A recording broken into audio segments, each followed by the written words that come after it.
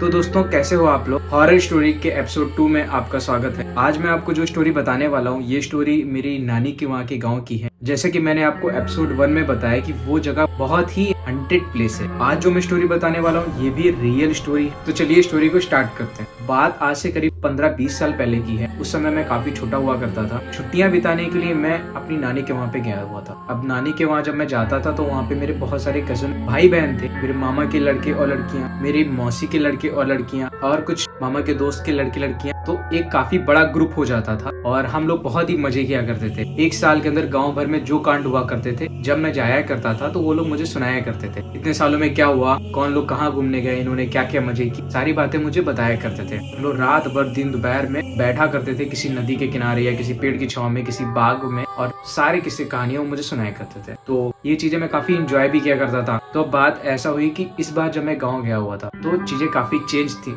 लोग अपने घरों से बाहर नहीं निकल रहे थे। रात में हम लोग छत पे सोया करते थे क्योंकि गांव में लाइट ज्यादा नहीं आती, और उस टाइम पे तो लाइट थी भी नहीं। अभी तो गांव में काफी लाइट आ गई है, बट तब गांव में लाइट थी ही नहीं। लोग लालटेन जलाया करते थे या दिया मोमबत्ती टाइप की जलाया करते थे, उसमें रहा करते थे। लोग अपनी छतों पर चारपाई डाल के सोया करते थे। तो इस बार जब मैं गाँव गया काफी चीजें चेंज हो गई थी। अब वो चेंज क्या थे, लोग अकेले घर के बाहर नहीं निकलते, शाम को अपने दोस्तों के साथ या ग्रुप में बाहर निकल के जाया करते। इसके पीछे का रीजन था मुंह नुचवा। हाँ, आपने सही नाम सुना, मुंह नुचवा। ये एक ऐसा जीव था जो कहा करते थे गांव के लोग कि ये रात के टाइम पे या शाम के टाइम पे हवा में उड़ा करता है। अलग अलग लोग अलग अलग बातें करते। कोई कहता 2 फुट का है, कोई कहता 4 फुट का है, और किसी भी इंसान को अकेले देखता है तो उस पर अटैक कर देता है और उसका मुंह नोच लेता है। कुछ लोग कहते हैं कि वो सिर्फ मुंह नहीं नोचता, उनकी आंखें निकाल लेता है और उनको खा जाता है। कई लोग इस बात का दावा करते थे कि उन्होंने मुंह नोचवा को खुद से देखा है। ये एक ऐसा जीव था जिसके बारे में अलग अलग तरह की अलग अलग अफवाहें गाँव में उड़ रही थी, और कई लोग इसका शिकार भी हुए थे। ऐसे कई लोग हैं जिनका सच में मुंह नोचा गया था और किसी ऊपर से आए हुए जीव ने नोचा था। गांव में बहुत ही खौफ बना हुआ था। लोग अब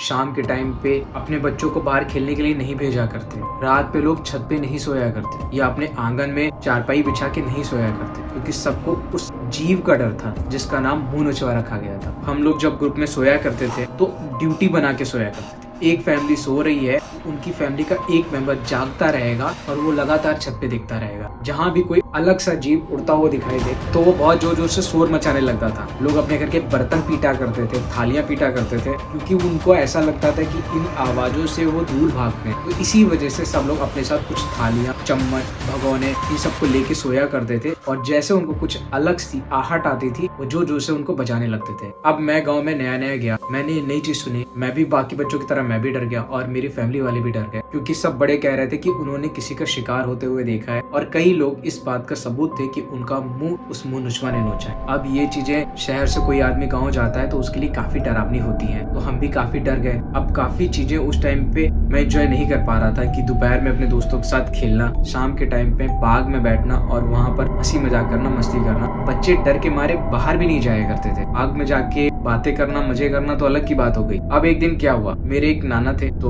वो रात के टाइम पे खेतों की रखवाली करने के लिए खेतों में रुका करते थे। बड़ा भाई जो कि मुझसे 8 से 10 साल बड़ा था, उनको खेतों में शाम के टाइम पे खाना देने जाया करता था। अब मैं गाँव गया, एंजॉय नहीं कर पा रहा था, तो मैंने उससे जिद की चलो मैं भी चलता हूँ, और वो खुद चाहता था कि मैं उसके साथ चलूं, क्योंकि हम दोनों में उस टाइम पे काफी बना करती थी और हम लोग काफी एंजॉय भी किया करते थे एक दूसरे की कंपनी को। तो प्लान ये बना कि चलो चलते हैं, नाना को खाना दे के आएंगे। मेरे नाना उसके दादा लगे, तो हम लोग उनको खाना देने के लिए जा रहे थे। शाम का टाइम था, 7-6 ऐसे कुछ बजे थे, लेकिन अंधेरा होने को था। जैसे कि गांव में खाना जल्दी बन जाता है और लोग जल्दी खा लेते हैं, तो हम लोग 6 से 7 बजे के आसपास नाना को खाना देने जा रहे थे। रास्ते में जब हम नाना को खाना देने जा रहे थे तो हमारे दिमाग में मुंह नुचवा को लेकर काफी डर था। हम लोग जमीन पे नहीं, ऊपर आसमान की तरफ देख के अपना आगे का रास्ता तय कर रहे थे, क्योंकि हमें डर था कि कहीं से वो मुंह नुचवा ना आ जाए। ऐसे ही रास्ता तय करते करते हम नाना के पास पहुंचे। हमने उनको खाना दिया, उन्होंने खाना खा लिया, और बेसिकली हम लोग भी घर से खाना खा के ही आए थे। उसके बाद हम उन बर्तनों को लेकर घर वापस आ रहे थे। अब उस टाइम क्या होता था, हमारे हाथ में एक टॉर्च हुआ करती थी, क्योंकि रोड्स पे लाइट्स वगैरह नहीं होती थी। जैसा कि मैंने बताया कि गांव में बिजली ही नहीं होती थी। अब हम वहां से वापस आ रहे थे तो उस बीच में ऐसा हुआ कि मेरे भाई को लगी लैट्रिन, उसके पेट में मरोड़े उठने लगी और उसको बाथरूम जाना था।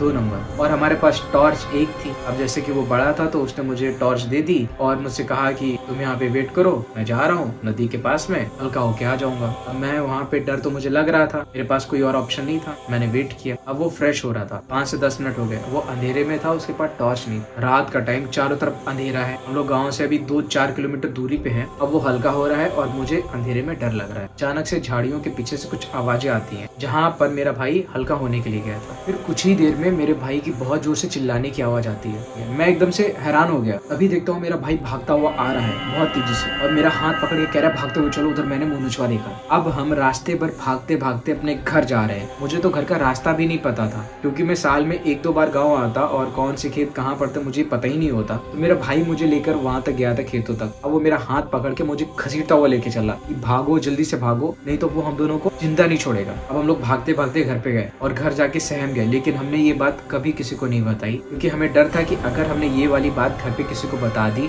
तो अब हम दोनों को कभी भी अकेले नहीं जाने दिया जाएगा बाहर। इसलिए हम लोग चुप थे। और उस दिन भी हम लोग काफी जिद करके गए थे, घर वाले हमें नहीं जाने दे रहे थे। अब इसके बाद क्या होता है, मेरे भाई का एक दोस्त जो कि हमारे परिवार में ही लगा करता था, उसको भी मैं भैया ही बोला करता था, वो हमारे घर पे आया। उसने बताया कि उसकी कोई एक दोस्त है वैसी वाली, तो वो उसे कल मिलने जाने वाला है रात में। हम लोगों ने उसे काफी समझाया, ऐसा मत कर। हमने खुद मुंह नुचवा देखा है, मतलब मैंने नहीं देखा था, मेरे भाई ने देखा था जब वो हल्का होने गया था तब। तो उसने मना किया, लेकिन मेरे भाई के दोस्त ने ये बात नहीं मानी।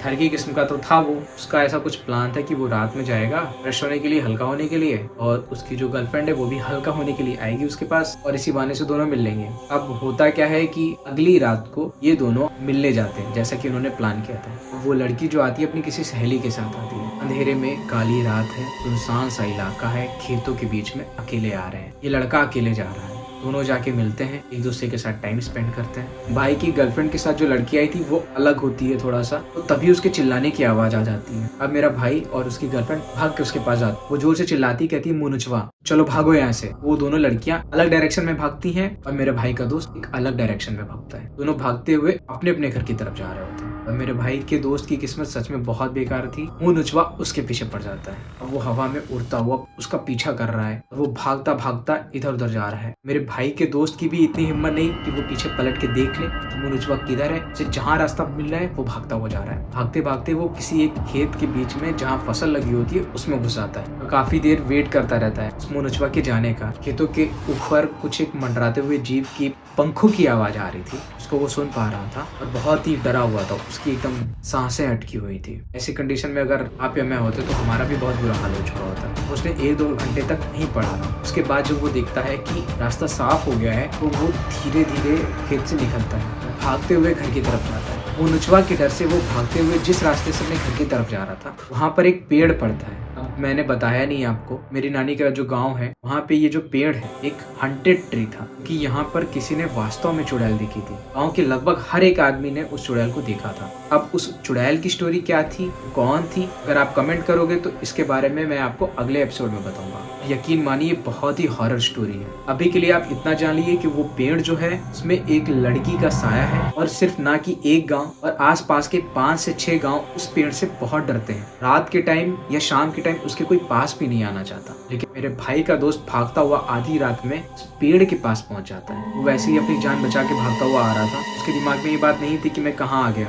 वो जैसे उस पेड़ के पास से गुजर रहा होता है बहुत जोर से हंसने की आवाज आती है किसी लड़की की और वहां पर उसके पैर चलने बंद हो जाता है और वो वहीं पे रुक जाता है। किसी के पायलों की आवाज आने लगती है और फिर किसी लड़की के हंसने की आवाज, फिर अचानक से रोने की आवाज, फिर हंसने की आवाज, फिर रोने की आवाज आने लगती है। सुनसान सी काली रात है। इतना ज्यादा वो लड़का अब डर गया है, वहीं पे गिर गया बेहोश हो। रात भर वो इंसान वहीं पे पड़ा रहा बेहोशी की हालत में। सुबह का टाइम होता है तो गाँव के लोग हल्का होने के लिए जाते हैं तो देखते हैं उस पेड़ के पास एक लड़का पड़ा हुआ है। जब जाके देखते हैं तो उसका पूरा मुंह छिला हुआ था, पूरे चेहरे से खून निकल रहा था। वो आदमी तुरंत गांव वालों को इकट्ठा कर लेता है और उस लड़के को लेके हॉस्पिटल जाया जाता है, उसका इलाज कराया जाता है और मैं और मेरे भाई उसके घर उसे मिलने जाते हैं। अब वो हम लोग को सारी बात बताता है कि वो मोनोचवा से डर के भाग रहा था। भागते भागते वो इस हंटेड ट्री के पास आ जाता है। यहाँ पे उस चुड़ैल का जादू चलने लगता है और उसके पैर सुन्न हो जाते हैं और वो गिर के डर के मारे बेहोश हो जाता है। उसके बाद रात में उसके साथ क्या हुआ, वो मोनोचवा आया, उस पर अटैक किया, उसको कुछ नहीं हुआ। गाँव वाले यही मानते हैं कि उसका मुंह मोनोचवा ने नोचा था। और मेरे भाई के दोस्त की गर्लफ्रेंड, जो कि हल्का होने के बहाने से अपनी सहेली के साथ आई थी मिलने के लिए, इसी रात को एक मोनोचवा उनका पीछा भी करता है। उनके साथ भी बहुत बड़ा हादसा हुआ था उस रात।